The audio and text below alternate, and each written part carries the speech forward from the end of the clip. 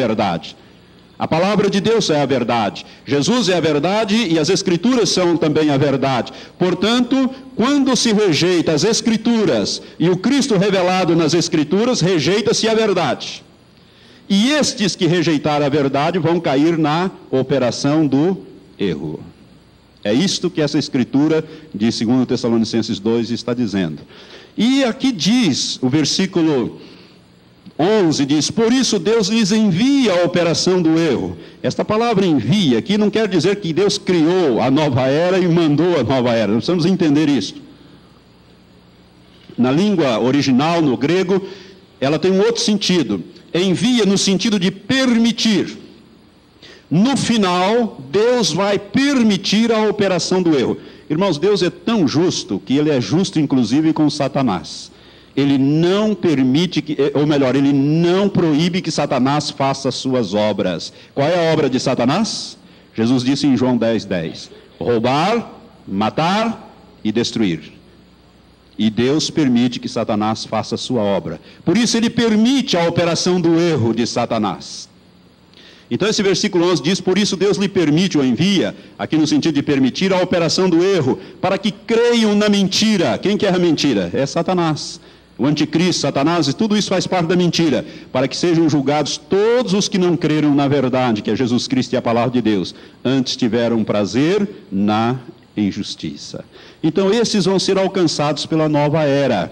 Como eu disse, a nova era tem origens antigas, mas esteve como que adormecido. Essa história deste movimento da nova era, rapidamente para os irmãos se situarem, ele começa há algum tempo atrás, ali com uma mulher chamada Helena Petrovna Blavatsky. Essa Helena Petrovna Blavatsky, ela nasceu em 1831 e morreu em 1891, no século passado. Ela é de origem russa. Esta mulher, ela recebia demônios, recebia espíritos que ela chamava de mestres cósmicos. Você já ouviu essa linguagem, mestres cósmicos? É uma linguagem da nova era. Não é? Espíritos guias é uma linguagem da nova era. Não é? E esta mulher recebia, incorporava esses demônios. Inclusive ela tinha, quando os demônios incorporavam, alguns demônios causavam acessos de grande violência nela e machucavam-na. Pessoas que conviveram com ela deixaram testemunhos escritos nesse sentido, né? E esta mulher incorporava alguns demônios fortes. E um desses demônios, o demônio guia dela, em 1875, na cidade de Nova York, ela morava nesta época lá, ela incorporando esse demônio usava o seu corpo e a sua mente para transmitir mensagens. É aquilo que hoje se conhece como psicografia.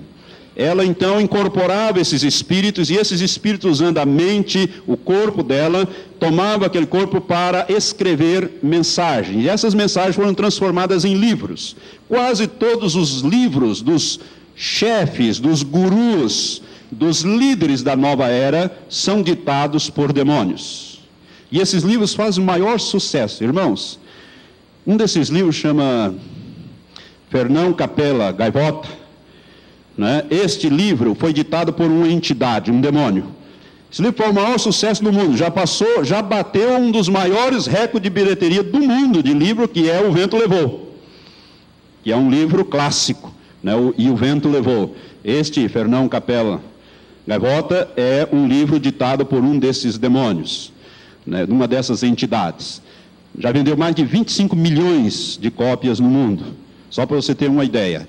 E estes livros, esses demônios psicografavam. Nós sabemos aí, você já ouviu falar de Chico Xavier, aquele homem que incorpora um espírito, né, que ele chama, tem lá um nome, e ele então psicografa alguns livros, etc., algumas coisas assim. É a psicografia, que é muito comum dentro da nova era. E este demônio que incorporou esta mulher, né, Helena Petrovna Blavatsky, ele ditou a ela, escreveu através dela um plano para dominar o mundo, para estabelecer o reino satânico no mundo. E ele foi, através de várias incorporações sucessivamente, ele foi dando este plano, e este plano foi dado por ele e por outros demônios outros que incorporavam nela. E isto foi em 1875, e nesta época ela recebeu uma orientação deste espírito guia, dizendo que ela deveria fundar uma sociedade chamada Sociedade Teosófica Mundial, e que, através dessa sociedade, seria preparado o campo, então, para que o anticristo, ou Cristo de Satanás, o tal de Maitreya, fosse revelado ao mundo como sendo o novo Cristo, o novo guru, o novo, vamos dizer assim, Messias, que seria dado ao mundo. E este demônio guia que incorporou nesta vez, ele disse que estas informações que ele estava passando seriam secretas. Elas só poderiam ser divulgadas 100 anos depois. Mas que ela deveria contactar com aquelas pessoas que os espíritos iriam indicar, e essas pessoas fariam parte dessa sociedade teosófica mundial e iriam então preparar tudo para que as coisas pudessem ser reveladas dentro de 100 anos. E exatamente isso ocorreu. Ela morreu em 1891 e a nova era só se tornou pública em 1975, 100 anos após ter sido fundada esta Sociedade Teosófica Mundial na cidade de Nova York, nos Estados Unidos da América do Norte. 100 anos depois, os princípios da nova era, este movimento então ganhou corpo, começou a ser conhecido, tornou-se público. Até então eles agiam sorrateiramente, camufladamente, mas ganhou corpo, envolveram muitas grandes entidades e grandes organizações, inclusive econômica. Se nós tivéssemos tempos, e este livro dá detalhes, este livro maior aqui que eu estou falando, desse médico, ele conta detalhes, se você quiser poderá fazer um estudo mais aprofundado. Em 1975, portanto, tornou-se mundialmente conhecida a nova era. E a partir dali o movimento da nova era vem crescendo, assumindo um gigantismo cada vez maior e se preparando então para assumir o governo do mundo. O que faz a nova era? Prepara as pessoas, desde as criancinhas, através dos filmes, dos desenhos, da escola, passando pela medicina, passando pela economia, passando pela religião, passando pela psiquiatria, psicologia, prepara o mundo para o recebimento do anticristo. Eu vou tocar nessas áreas, nas outras ministrações que pretendo fazer sobre a nova era, trazendo alguns detalhes. Mas a origem deste movimento está com Petrovska, com esta mulher, Helena Petrovna Blavatsky, tem um sobrenome muito complicado até para pronunciar.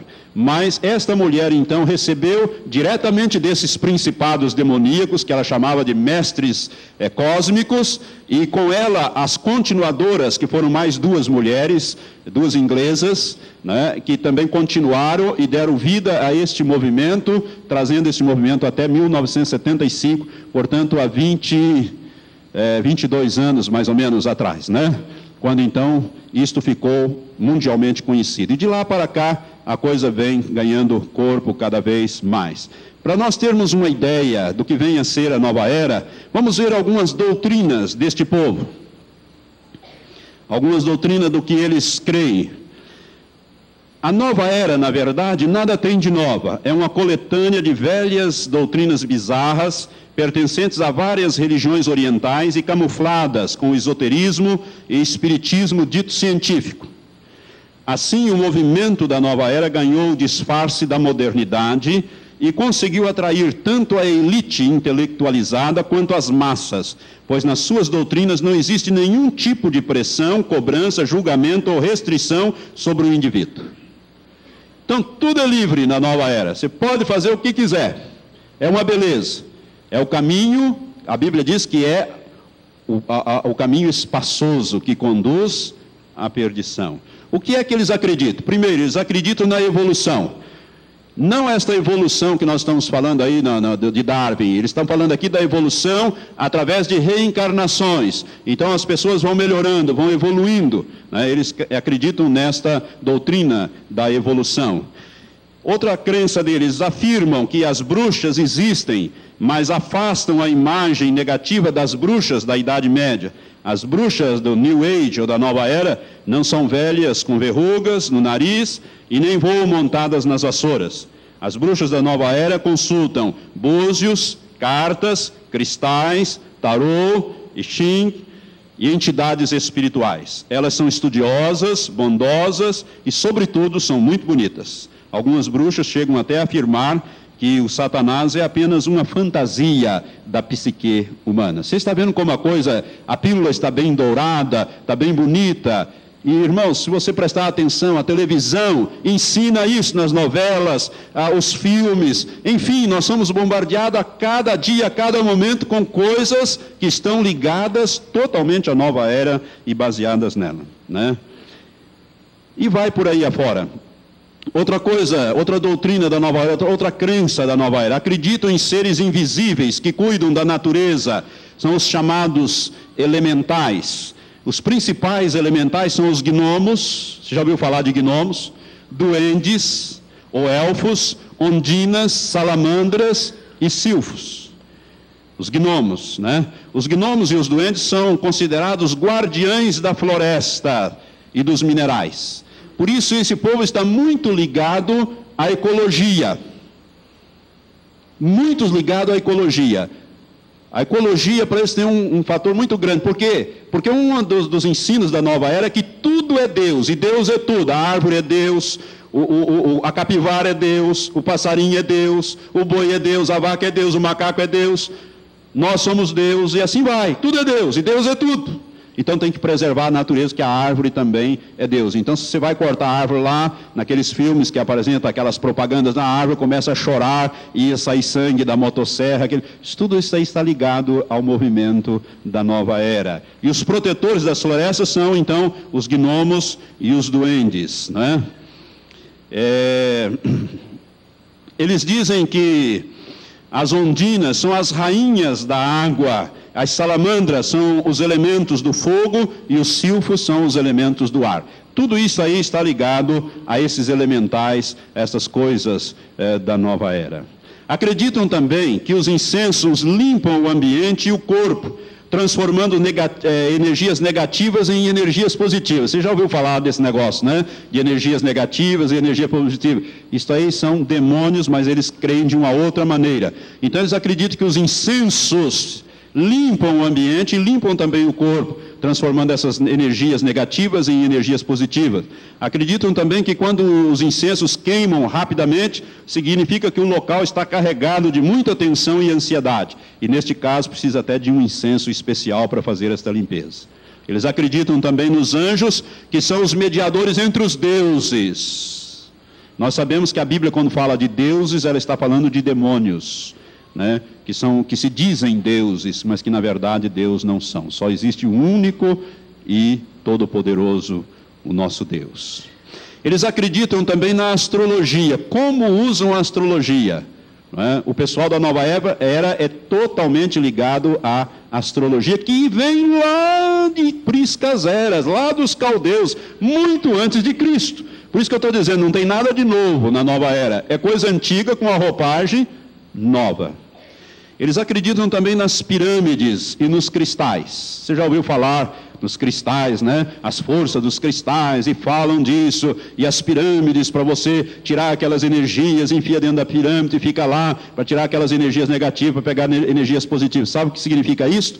Você vai pegar demônio, se você abrir o seu corpo para estas coisas, se você abrir a sua vontade.